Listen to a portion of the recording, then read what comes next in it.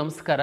ಕರ್ನಾಟಕ ಪರೀಕ್ಷಾ ಪ್ರಾಧಿಕಾರ KCET rank ಆಧರಿಸಿ ಹಂಚಿಕೆ ಮಾಡುವಂತಹ ವಿವಿಧ ವೃತ್ತಿಪರ ಕೋರ್ಸುಗಳ ಎರಡನೇ ಸುತ್ತಿನ ಫಲಿತಾಂಶ ಹಾಗೂ ನೀಟ್ ರ್ಯಾಂಕ್ ಆಧರಿಸಿ ಹಂಚಿಕೆ ಮಾಡುತ್ತಿರುವ ಮೆಡಿಕಲ್ ಮತ್ತು ಡೆಂಟಲ್ನ ಮೊದಲನೇ ಸುತ್ತಿನ ಫಲಿತಾಂಶವನ್ನು ನಾವು ರಿಲೀಸ್ ಮಾಡಿದ್ವಿ. ಈ ಹಿಂದೆ ನಾವು ಹೇಳಿದ್ವಿ ಮೆಡಿಕಲ್ಲು ಡೆಂಟಲ್ಲು ನಾವು ಆಲ್ ಇಂಡಿಯಾದಕ್ಕೆ ಲಿಂಕ್ ಮಾಡ್ಕೊಂಡು ಮಾಡಬೇಕಾಗಿರೋದ್ರಿಂದ ಸ್ವಲ್ಪ ಡಿಲೇ ಆಯಿತು. ಮಾಕ್ ರಿಸಲ್ಟನ್ನು ಸಹ ಬಿಟ್ವಿ. ಈಗ ನಾನು ಈ ಎರಡನೇ ಸುತ್ತಿನ ಫಲಿತಾಂಶ ಪಬ್ಲಿಷ್ ಮಾಡಿದ ಮೇಲೆ ಏನು ಮಾಡಬೇಕು ಅಂತನ್ನುವಂಥದ್ದು ಪೋಷಕರಿಗೆ ವಿದ್ಯಾರ್ಥಿಗಳಿಗೆ ತಿಳಿಸ್ಲಿಕ್ಕೆ ನಾನು ಹಾಜರಿದ್ದೀನಿ. ತಮಗೆಲ್ಲ ಗೊತ್ತಿರುವಂತೆ AICTE ಅವರು ಸೆಪ್ಟೆಂಬರ್ 14ನೇ ತಾರೀಕು ಒಳಗಡೆ ನಮ್ಮ ಟೆಕ್ನಿಕಲ್ ಕೋರ್ಸಸ್ ವಿಶೇಷವಾಗಿ ಇಂಜಿನಿಯರಿಂಗಿಂದೆಲ್ಲ ಕೌನ್ಸಿಲಿಂಗ್ ಮುಗಿಸುವಂಥದ್ದಕ್ಕೆ ನಿರ್ದೇಶನವನ್ನು ನೀಡಿದ್ದಾರೆ. ತಮಗೆಲ್ಲ ಗೊತ್ತಿದೆ, ನಾವು 3 ರೌಂಡನ್ನು ಪ್ರತಿ ವರ್ಷ ಮಾಡುವಂಥದ್ದು ಈ ಕೋರ್ಸ್ಗಳಿಗೆ. ಇನ್ನೂ ನಾವು 2ನೇ ರೌಂಡಿಂದ ಅಡ್ಮಿಷನ್ಸೇ ಮುಗ್ದಿಲ್ಲ. ಈಗ ಆಲ್ರೆಡಿ ನಾವು 24ನೇ ತಾರೀಕಲ್ಲಿ ಇದ್ದೀವಿ. ಹಾಗಾಗಿ ನಾವು ಈಗ ಒಂದು ತೀರ್ಮಾನ ಮಾಡಿದ್ದೀವಿ. ಇದು ವಿದ್ಯಾರ್ಥಿಗಳ ಹಿತದೃಷ್ಟಿಯಿಂದ ಈ ಎರಡನೇ ಸುತ್ತಿಂದು ಫಲಿತಾಂಶ ಏನು ಪ್ರಕಟ ಮಾಡಿದ್ದೀವಿ, ನಾನು ಈ ಹಿಂದಿನ ವಿಡಿಯೋದಲ್ಲಿ ಹಿಂದಿನ ಎಲ್ಲ ನಮ್ಮ ಮಾರ್ಗಸೂಚಿಗಳಲ್ಲಿ ಹೇಳಿದ್ದೀವಿ, ನೀಟ್ ರ್ಯಾಂಕ್ ಆಧರಿಸಿ ಹಂಚಿಕೆ ಮಾಡುವ ಮೆಡಿಕಲ್ ಡೆಂಟಲ್ ಸೀಟ್ಗಳನ್ನು ಹೊರತುಪಡಿಸಿ ಉಳಿದ ಎಲ್ಲ ಕೋರ್ಸುಗಳ ವಿದ್ಯಾರ್ಥಿಗಳು ಕಡ್ಡಾಯವಾಗಿ ಹಾಜರಾಗಬೇಕು ಅಂತ ಹೇಳಿದ್ದೀನಿ. ಅದು ತಮಗೆ ನೆನಪಿದೆ ಅಂತ ಭಾವಿಸ್ತೀನಿ. ಈಗ ಸಹ ನಾನು ಹೇಳ್ತಾ ಇರುವಂಥದ್ದು ನೀಟ್ ಆಧರಿಸಿ ಮೆಡಿಕಲ್ ಡೆಂಟಲ್ಲಿ ಹೊರತುಪಡಿಸಿ ಉಳಿದಿದ್ದೇನಿದೆ, ಇಂಜಿನಿಯರಿಂಗು, ವೆಟರ್ನರಿ, ಅಗ್ರಿಕಲ್ಚರ್ ರಿಲೇಟೆಡ್ ಇರುವಂಥದ್ದು, ನರ್ಸಿಂಗು, ಇದೆಲ್ಲದಕ್ಕೆ ಚಾಯ್ಸ್ 1 ಮತ್ತು 4 ಮಾತ್ರ ಇರುತ್ತೆ. ಚಾಯ್ಸ್ 1 ಹಾಕಿದರೆ ಹಣ ಕಟ್ತೀರಾ, ಕಾಲೇಜಿಗೆ ಹೋಗಿ ಅಡ್ಮಿಷನ್ ಹಾಕ್ತೀರಾ. ಚಾಯ್ಸ್ 4 ಹಾಕಿದರೆ ನಮ್ಮ ಕೌನ್ಸಿಲಿಂಗಿಂದ ಹೊರಗಡೆ ಹೋಗ್ತೀರಾ. ಯಾರಿಗೆ ಸೀಟೇ ಸಿಕ್ಕಿಲ್ಲ ತಾವು ಸಿಸ್ಟಮ್ ಒಳಗಡೆ ಇರ್ತೀರ, ತಮ್ಮದೇನೂ ಆಕ್ಷನ್ ಇರಲ್ಲ. ಇಲ್ಲಿ ಮೆಡಿಕಲ್ಲು ಡೆಂಟಲ್ ಅವ್ರು ಏನು ಮಾಡಬೇಕಪ್ಪ? ಓಕೆ, ತಮಗೆಲ್ಲ ಗೊತ್ತಿರುವಂತೆ MCC ಅವ್ರದ್ದು ರಿಸಲ್ಟು ತಮ್ಗೆ ಗೊತ್ತು. ಮುಂದೂಡಿ ಫೈನಲಿ MCC ಅವ್ರದ್ದು ರಿಸಲ್ಟ್ ಬಂದಿದೆ. ಸಾಮಾನ್ಯವಾಗಿ MCCನಲ್ಲಿ ಪಾರ್ಟಿಸಿಪೇಟ್ ಮಾಡಿರುವಂಥವರು ಕರ್ನಾಟಕ ಪರೀಕ್ಷಾ ಪ್ರಾಧಿಕಾರದಲ್ಲಿ ಪಾರ್ಟಿಸಿಪೇಟ್ ಮಾಡಿರೋಂಥ ವಿದ್ಯಾರ್ಥಿಗಳು ಸೇಮ್ ಇದ್ದಾರೆ. ಈ ರಾಜ್ಯಕ್ಕೆ ಬಂದು ಓಪನ್ ಕೆಟಗರಿನಲ್ಲಿ ಭಾಗವಹಿಸಿರುವಂತಹ ಅಕ್ಕಪಕ್ಕದ ರಾಜ್ಯದ ವಿದ್ಯಾರ್ಥಿಗಳೂ ಇದ್ದಾರೆ. ಅವರ ರಾಜ್ಯದಲ್ಲೂ ಅವರು ಭಾಗವಹಿಸಿರ್ತಾರೆ. ಈ ವಿದ್ಯಾರ್ಥಿಗಳಿಗೆ ನಾನು ಈ ಹಿಂದೆನೇ ಹೇಳಿದ್ದೆ, ನೀವು ಫ್ರೀ ಎಕ್ಸಿಟ್ ಆಗಿ ಹೋಗಬಹುದು, ನಿಮಗೊಂದು ಅವಕಾಶ ಕೊಡಬೇಕು ಅಂತ.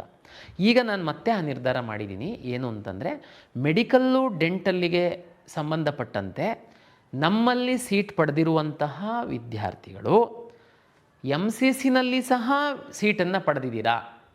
ವಿಶೇಷವಾಗಿ ಇಲ್ಲಿ ಸೀಟ್ ಪಡೆದಿರುವಂಥವರು MCCನಲ್ಲಿ ಸಹ ತಾವು 20 ಲಕ್ಷ ಆಸ್ಪಾಸಿನ ಫೀಸಿಂದು ಶುಲ್ಕ ಪಡೆದಿರ್ತೀರ.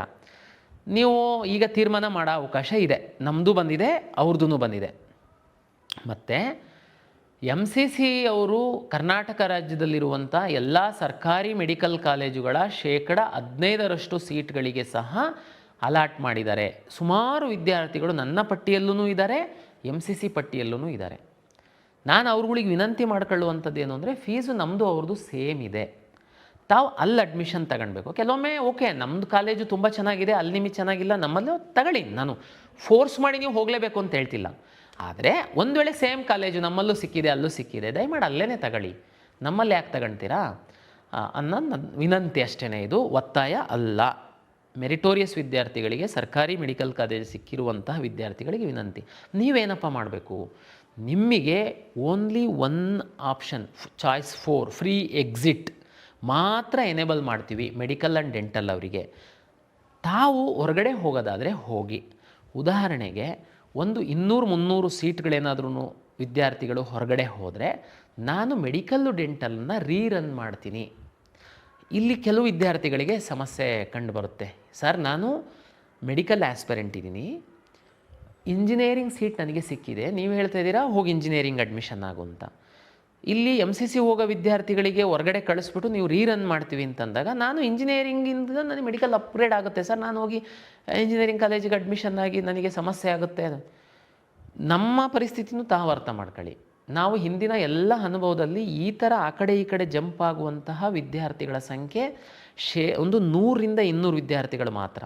ಅವರಿಗೋಸ್ಕರ ನಾನೇನಾದ್ರೂ ಮೆಡಿಕಲ್ ಡೆಂಟಲ್ ಹೊರಗೋಗೋರಿಗೆ ಬಿಟ್ಟು ಎಂಟೈರ್ ಡಾಟಾ ರನ್ ಮಾಡಿದರೆ ನನಗೆ 4 ಡೇಸ್ ಬೇಕು. ನಾನು ಇನ್ನೊಂದು ರೌಂಡ್ ಬೇರೆ ಕೋರ್ಸ್ಗಳಿಗೆ ಮಾಡಬೇಕು. ಅವರೇನು ಚಿಂತೆ ಮಾಡಬೇಡಿ. ನೀವು ಇಂಜಿನಿಯರಿಂಗ್ ಕಾಲೇಜಿಗೆ ಹೋಗುವಂಥವರು ತಾವು ಆ ಇಂಜಿನಿಯರಿಂಗ್ ಸೀಟ್ ಬಿಟ್ಟು ಕೊಡೋದಕ್ಕೆ ಕಾಲೇಜವ್ರು ಒಪ್ಪಿದ್ದಾರೆ, ಆ ಸೀಟನ್ನು ನಾನು 3rd ರೌಂಡಲ್ಲಿ ಹಾಕ್ತೀನಿ.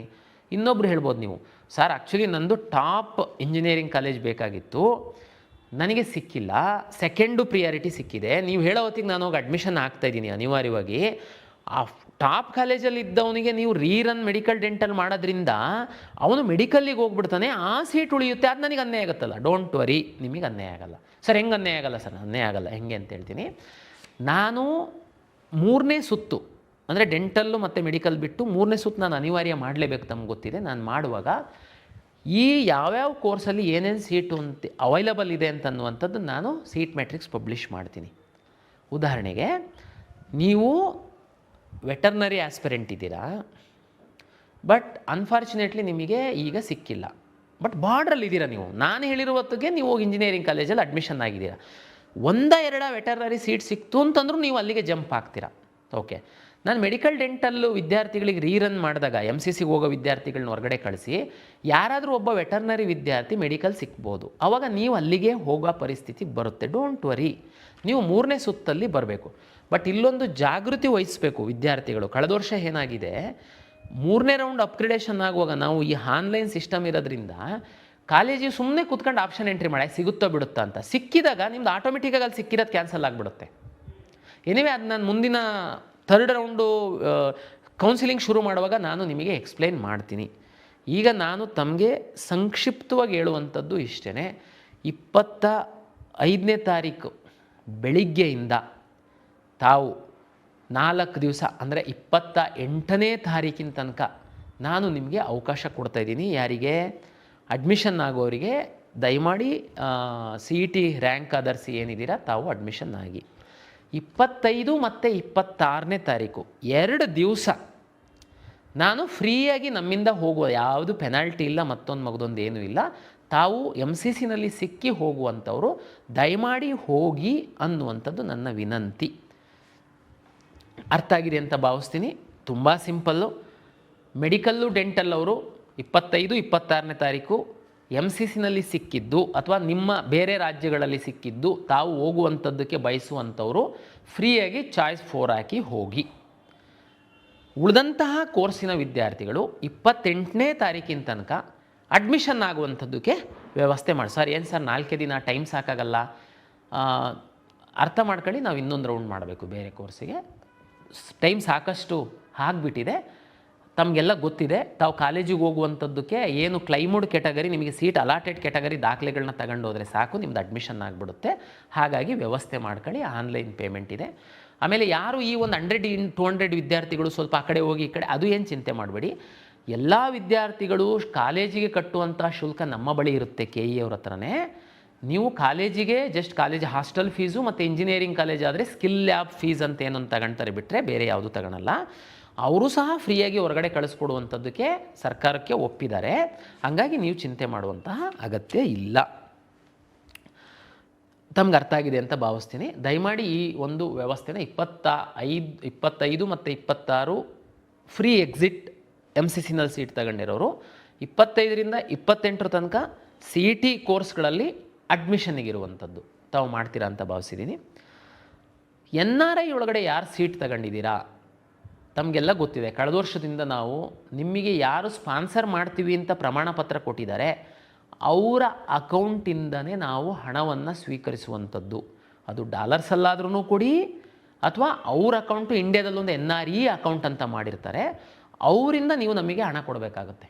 ಸುಮ್ಮನೆ ನೀವು ಅವರು ಬರೀ ಒಂದು ವೈಟ್ ಪೇಪರಲ್ಲಿ ಒಂದು ಎಂಬಸಿ ಇದರಲ್ಲಿ ಪೇಪರಲ್ಲಿ ನಾನು ಸ್ಪಾನ್ಸರ್ ಮಾಡ್ತಾಯಿದ್ದೀನಿ ಅಂತ ಲೆಟ್ರ್ ಕೊಟ್ಬಿಟ್ಟು ಅಷ್ಟಕ್ಕೆ ಅವ್ರದ್ದು ಮುಗೀತು, ನೀವು ತಗೊಂಡು ಬಂದು ನಮಗೆ ದುಡ್ಡು ಕಟ್ಟುವಂಥದ್ದಕ್ಕೆ ಇಲ್ಲ. ಸ್ಪಾನ್ಸರರೇ ದುಡ್ಡು ಕೊಟ್ಟಬೇಕಾಗುತ್ತೆ. ಆಮೇಲೆ ಇನ್ನೊಂದು ಹೇಳ್ತೀನಿ, ಈಗ ಸರ್ ನಾನು ಆಪ್ಷನ್ ಚೇಂಜ್ ಮಾಡ್ತೀನಿ, LM ಹಾಕ್ತೀನಿ ಮರ್ತೋಗಿತ್ತು, RM ಹಾಕ್ತೀನಿ, ನೋ, ಯಾರಿಗೆ ಅವಕಾಶ ಇಲ್ಲ. ದಯಮಾಡಿ ಸಹಕಾರ ಕೊಡಬೇಕು. ನಾವು ಕೊಡುವಂಥ ಎಲ್ಲ ಅವಕಾಶಗಳನ್ನ ಕೊಟ್ಟಿದ್ದೀವಿ. ಮಾರ್ಕ್ ರಿಸಲ್ಟ್ ಆದಮೇಲೆ ಲಿಂಕ್ ಮಾಡೋದಕ್ಕೆ ಸಹ ನಾವು ಅವಕಾಶ ಕೊಟ್ಟಿದ್ದೀವಿ. ಇದಕ್ಕಿಂತ ಯಾರು ಹೆಚ್ಚಿನ ಅವಕಾಶ ಕೊಡೋದಕ್ಕೆ ಸಾಧ್ಯ ಇಲ್ಲ.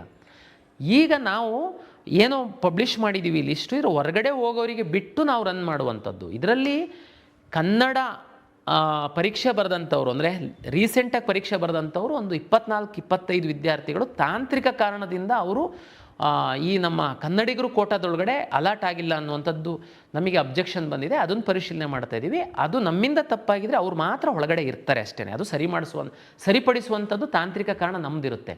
ಅದು ಬಿಟ್ಟು ಸರ್ ಹೆಂಗಿದ್ರು ನೀವು ರೀರನ್ ಮಾಡ್ತಿರಲ್ಲ ಸರ್, ನನ್ನೊಂದು LM ಸೇರಿಸಿ ಸರ್, ಹೆಂಗಿದ್ರು ರೀರನ್ ಮಾಡ್ತೀರಾ ಸರ್ ನೀವು, ನಾನೊಂದು ಆಪ್ಷನ್ ಮೇಲೆ ಕೆಳಗೆ ಮಾಡ್ತೀನಿ, ನೋ, ಯಾವುದಕ್ಕೆ ಅವಕಾಶ ಇಲ್ಲ. ದಯಮಾಡಿ KA ಕಡೆ ಬರೋಕ್ಕೆ ಹೋಗಬೇಡಿ, ಫೋನ್ ಮಾಡಬೇಡಿ, ಮೇಲ್ ಮಾಡಬೇಡಿ, ಅವಕಾಶ ಇರಲ್ಲ. ಓನ್ಲಿ ಹೊರಗಡೆ ಹೋಗೋರಿಗೆ ಕಳಿಸ್ಕೊಟ್ಟು ಆ ಸೀಟ್ಗಳನ್ನ ಹಾಕ್ಕೊಂಡು ನಾವು ರೀರನ್ ಮಾಡುವಂಥವ್ರು ಇದ್ದೀವಿ. ರಿಲಿಜಿಯಸ್ ಮೈನಾರಿಟಿ ಕ್ಲೈಮ್ ಮಾಡಿರೋ ವಿದ್ಯಾರ್ಥಿಗಳು, ಲಿಂಗ್ವಿಸ್ಟಿಕ್ ಮೈನಾರಿಟಿ ಕ್ಲೈಮ್ ಮಾಡಿರುವಂತಹ ಮೆಡಿಕಲ್ಲು ಡೆಂಟಲ್ ವಿದ್ಯಾರ್ಥಿಗಳು ತಾವು ತಮಗೆಲ್ಲ ಗೊತ್ತಿರುವಂತೆ ತಮ್ಮ HM ಇಂದ ಪ್ರಮಾಣ ಪತ್ರ ತಗೊಂಡು BUO ಇಂದ ಕೌಂಟ್ರ್ ಸೈನ್ ಮಾಡಿರ್ತೀರಾ. ಮತ್ತು PU ನಲ್ಲಿ ಪ್ರಿನ್ಸಿಪಲಿಂದ ತಾವು ಪ್ರಮಾಣ ಪತ್ರವನ್ನು ತಗೊಂಡ್ಬಿಟ್ಟು ತಾವು DDPU ಇಂದ ಕೌಂಟ್ರ್ ಸೈನ್ ಮಾಡಿರ್ತೀರಾ. ಇದು ಎರಡೂ ಪ್ರಮಾಣ ಪತ್ರಗಳು ಈ ಕೆಟಗರಿ ಒಳಗಡೆ ಸೀಟ್ ತಗೊಂಡಿರುವಂಥವ್ರು ಕಾಲೇಜಿಗೆ ಅಡ್ಮಿಷನ್ ಮಾಡೋದಕ್ಕೆ ಹೋದಂಥ ಸಂದರ್ಭದಲ್ಲಿ ಕಡ್ಡಾಯವಾಗಿ ಕೊಡಬೇಕು. ತಾವು ಇಲ್ಲ ಸರ್ ನಮ್ಮ ಹತ್ರ ಪ್ರಮಾಣ ಪತ್ರ ಇರಲಿಲ್ಲ, ಏಕೆಂದರೆ ಹಿಂದೆಲ್ಲ ಕಾಲೇಜ್ಗಳಲ್ಲೇ ವೆರಿಫೈ ಆಗಿರುವಾಗ ತಾವೇನಾದರೂ ಮಾಡಿ ಮ್ಯಾನೇಜ್ ಮಾಡಿರ್ಬೋದು, ಅಥವಾ ನೀವು ಕನ್ವಿನ್ಸ್ ಆಮೇಲೆ ತಂದು ಕೊಡ್ತೀವಿ ಅಂತ. ಬಟ್ ಆದರೆ ನಿಮ್ಮ ಅಡ್ಮಿಷನ್ ಕ್ಯಾನ್ಸಲ್ ಆಗುತ್ತೆ, ನೀವು ಕೌನ್ಸಿಲಿಂಗಿಂದ ಹೊರಗಡೆ ಹೋಗ್ತೀರಾ. ಹಾಗಾಗಿ ದಯಮಾಡಿ RM ಮತ್ತು LM ಕ್ಲೈಮ್ ಮಾಡಿರುವಂಥವರು ಈ ವ್ಯವಸ್ಥಿತವಾಗಿ ಈ ಒಂದು ದೃಢೀಕರಣ ಪ್ರಮಾಣ ಪತ್ರಗಳನ್ನು ತೆಗೆದುಕೊಂಡು ಅಡ್ಮಿಷನ್ ಸಮಯದಲ್ಲಿ ಕಾಲೇಜಿಗೆ ಸಬ್ಮಿಟ್ ಮಾಡಬೇಕು. ಇದು ಕಡ್ಡಾಯವಾಗಿರುತ್ತದೆ, ಅರ್ಥ ಮಾಡ್ಕೊಳ್ಳಿ. ಆಮೇಲೆ ಮೆಡಿಕಲ್ ಡೆಂಟಲ್ದು ಅಡ್ಮಿಷನಿಗೆ ಸಂಬಂಧಪಟ್ಟಂತೆ ಇಂಜಿನಿಯರಿಂಗ್ ಅಡ್ಮಿಷನ್ನು, ವೆಟರ್ನರಿ, ಅಗ್ರಿಕಲ್ಚರ್ ಯಾವುದೇ ಇರ್ಬೋದು. ದಯಮಾಡಿ ವಿದ್ಯಾರ್ಥಿಗಳು ಅರ್ಥ ಮಾಡ್ಕೊಳ್ಳಿ, ತಾವು ವೆರಿಫಿಕೇಷನ್ ಸ್ಲಿಪ್ಪಲ್ಲಿ ರೂರಲ್ S ಅಂತೇಳಿದ್ದೀರಾ, ಕಾಲೇಜಲ್ಲಿ ವೆರಿಫೈ ಮಾಡಿದ್ದೀರಾ, ನೀವು ರೂರಲ್ ಸರ್ಟಿಫಿಕೇಟ್ ನಿಗದಿತ ನಮೂನೆಯಲ್ಲಿ ಅಡ್ಮಿಷನ್ ಆಗುವಾಗ ಕೊಡಬೇಕು. ಗ್ರಾಮೀಣ S ಅಂತೇಳಿದ್ದೀರಾ, ಕಾಲೇಜಲ್ಲಿ ವೆರಿಫೈ ಮಾಡ್ಕೊಂಡಿದ್ದೀರಾ, ಕನ್ನಡ ವೆರಿಫೈ ಮಾಡ್ಕೊಂಡಿದ್ದೀರಾ. ಕ್ಯಾಸ್ಟ್ ಇನ್ಕಮ್ ಅಂತೂ ಡಿಜಿಟಲಿ ಫೆಚ್ ಆಗಿರುತ್ತೆ. ನಮಗೆ ಸಮಸ್ಯೆ ಇರೋದು ಗ್ರಾಮೀಣ ಮತ್ತು ಕನ್ನಡ ಮಾಧ್ಯಮ, ಇದು ಎರಡೂ ಡಿಜಿಟಲಿ ಕೊಡ್ತಿಲ್ದಿರೋದ್ರಿಂದ ತಾವು ಮ್ಯಾನ್ಯುವಲ್ ಹಾಕಿದ್ದೀರಾ, ಕಾಲೇಜಲ್ಲಿ ಹೋಗಿ ತೋರಿಸಿದ್ದೀರಾ, S ಅಂತೇಳಿದ್ದೀರಾ. ಈಗ ಅಡ್ಮಿಷನ್ ಆಗುವಾಗ ನೀವು ಆ ಮೂಲ ದಾಖಲೆಗಳನ್ನ ದೃಢೀಕೃತ ಪ್ರತಿಯನ್ನು ಕಾಲೇಜಲ್ಲಿ ಕೊಡಬೇಕು, ಕರೆಕ್ಟ್ ಇರಬೇಕು. ಈಗ ನೀವು ಸರ್ ನನಗೆ ಗೊತ್ತಿರಲಿಲ್ಲ, ಒಬ್ಬರು ವಿದ್ಯಾರ್ಥಿ ಬಂದಿದ್ದರು, ನಾನು ಸುಮ್ಮನೆ ಅಲ್ಲಿ ನಮ್ಮ ಕಾಲೇಜಲ್ಲಿ ಸರೇ ರೂರಲಲ್ಲಿ ನಿನಗೆ ಕಡಿಮೆ ಪರ್ಸೆಂಟೇಜ್ ಇದ್ದರೂ ಸಿಗುತ್ತೆ ಹಾಕೊಂಡ್ರು, ಹಾಕಿದೆ ಸರ್ ಅವ್ರು ವೆರಿಫೈ. ನೋ, ನೀವು ಕೌನ್ಸಿಲಿಂಗಿಂದನೇ ಹೊರಗಡೆ ಹೋಗ್ತೀರಾ, ಬರೀ ರೂರಲ್ಲಿಂದ ಅಲ್ಲ. ದಯಮಾಡಿ ಅರ್ಥ ಮಾಡ್ಕೊಳ್ಳಿ, ಇದು ಸೆಕೆಂಡ್ ರೌಂಡು, ಅದರ ಆಧಾರದ ಮೇಲೆ ನಿಮಗೆ ಸೀಟ್ ಅಲಾಟ್ ಆಗಿದೆ. ನೀವು ಚೀಟ್ ಮಾಡೋಕ್ಕೆಲ್ಲ ಯಾರಾದರೂ ಇಂಟೆನ್ಷಲಿ ನಿಮಗೆ ಗೈಡ್ ಮಾಡಿ ಪ್ರಯತ್ನ ಮಾಡಿತ್ತು ಅಂತಂದರೆ ಅದು ಮೋಸ ಆಗುತ್ತೆ, ತಪ್ಪಾಗುತ್ತೆ, ನಿಮ್ಮದು ಕೌನ್ಸಿಲಿಂಗ್ ಹೊರಗೆ ಹೋಗ್ತೀರಾ, ನಿಮ್ಮ ಮೇಲೆ ಕ್ರಮ ಆಗುತ್ತೆ. ಅದಕ್ಕೆ ದಯಮಾಡಿ ವ್ಯವಸ್ಥೆಗೆ ಮೋಸ ಮಾಡೋದಕ್ಕೆ ಬರಬೇಡಿ. ನಿಮ್ಮದು ರೂರಲ್ ಪ್ರಮಾಣ ಪತ್ರ ಇದೆ, ಗ್ರಾಮೀಣದಲ್ಲಿ ಓದಿದ್ದೀರಾ, ಕನ್ನಡ ಮೀಡಿಯಮ್ 1 to 10 ಓದಿದ್ದೀರಾ, ನಿಮ್ಮ ಹತ್ರ ಪ್ರಮಾಣ ಪತ್ರ ಇದೆ, ನೀವು ಕ್ಲೈಮ್ ಮಾಡಿರಬೇಕು, ನೀವು ಅಡ್ಮಿಷನ್ ಟೈಮಲ್ಲಿ ಕೊಡಬೇಕು. ಇದು ನಿಮಗೆ. ಮತ್ತು ಲಿಂಗ್ವಿಸ್ಟಿಕ್ಕು ರಿಲಿಜಿಯಸ್ ಮೈನಾರಿಟಿ, ರಿಲಿಜಿಯಸ್ ಮೈನಾರಿಟಿ ನೀವಿದ್ದೀರಾ, ಪ್ರಮಾಣ ಪತ್ರ ಇದೆ ನಿಮ್ಮ ಹತ್ರ, ನೀವು ಮಾತ್ರ ಎಲಿಜಿಬಲ್. NRI ನಿಮಗೆ ವಾರ್ಡ್ NRI ನಾನು ಇವರಿಗೆ ಸ್ಪಾನ್ಸರ್ ಮಾಡ್ತೀನಿ ಅಂತ ನಿಮ್ಮ ಫಸ್ಟ್ ಡಿಗ್ರಿ ಕಸಿನ್ ಅಂತ ಅನ್ಸ್ಕೊಂಡವ್ರು ನಿಮ್ಮ ಯಾರು ಕೊಟ್ಟಿದ್ದಾರೆ, ಅಂಕಲ್ಲು ಅಥವಾ ಮಾಮ, ಅಣ್ಣ, ಅಪ್ಪ, ಅತ್ತೆ, ಅವರೇ ಅವ್ರ ಅಕೌಂಟಿಂದ ದುಡ್ಡು ಕೊಡಬೇಕು ನಮಗೆ. ಇಲ್ಲಿ ಯಾವುದು ಬೈಪಾಸ್ ಮಾಡಲಿಕ್ಕೆ ನಾವು ಬಿಡಲ್ಲ. ಹಾಗಾಗಿ ಇದೆಲ್ಲ ತಮಗೆ ಅರ್ಥ ಆಗಿದೆ, ಓದಿರ್ತೀರಾ, ಕರೆಕ್ಟಾಗಿ ಭಾಗವಹಿಸಿದ್ದೀರಾ, ಯಾವುದೂ ಆ ಥರ ತಾವು ನಮಗೆ ಚೀಟ್ ಮಾಡೋಕ್ಕೆ ಬಂದಿರಲ್ಲ ಅಂಥೇಳಿ ಭಾವಿಸ್ತೀನಿ. ಎಲ್ಲ ದಾಖಲೆಗಳನ್ನ ಆದಷ್ಟು ಬೇಗ ಅಡ್ಮಿಷನ್ ತಗೊಳ್ಳಿ. MCCಯಲ್ಲಿ ಸೀಟ್ ತಗೊಂಡಿರೋರು ತಮಗೆ ಅಲ್ಲಿ ಖುಷಿ ಇತ್ತು ಅಂತಂದರೆ ತಾವು ಫ್ರೀ ಎಕ್ಸಿಟ್ ಆಗಿ, ನಿಮಗೆ ಯಾವುದೇ ರೀತಿ ಫೈನ್ ಇರಲ್ಲ. ಧನ್ಯವಾದಗಳು.